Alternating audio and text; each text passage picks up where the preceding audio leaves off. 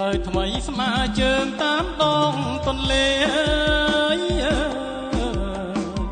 មនុស្សច្រើនហោហែអែបក្បែរមេគង្គគុំនិតផ្ដួចផ្ដើមដោយសាលាក្រុងភ្នំពេញចិត្តចងបង្កើតទេសចរអាទិត្យនឹងសៅរ៍មានផ្លូវស្មើជើងក្រុងបងកើតឡើងឲ្យស្រស់បបផ្លូវមាត់ទន្លេមនុស្សច្រើនកកភ្នំពេញស្រស់ល្អក្រុងស៊ីវិល័យពុំដែលមានទេរាជធានីខ្មែរពេលលីងបានប្រែមុខមាត់ប្រំប្រៃសោធនល្អណាស់ចាំផ្លាស់ជាថ្មីភ្លើងពណ៌រាត្រីព្រាបានសួរគេ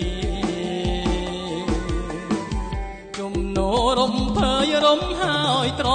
ជាក់ឃើញស្រងបលាក់រួមនឹងម៉ាក់ប៉ាមានទាំងបងអូ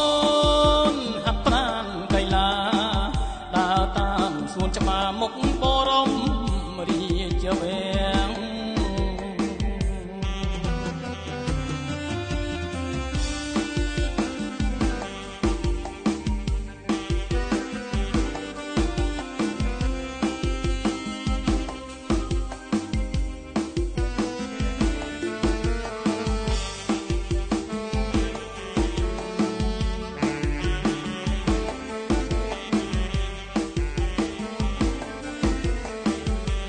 ពុំ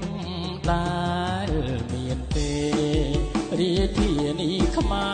រពេលនេះបានប្រែមុខមាត់ប្រំប្រៃសោភ័ណ្ឌល្អណាស់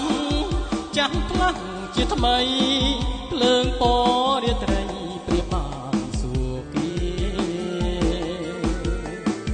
ជំនោររំភើយរំហើយត្រជាក់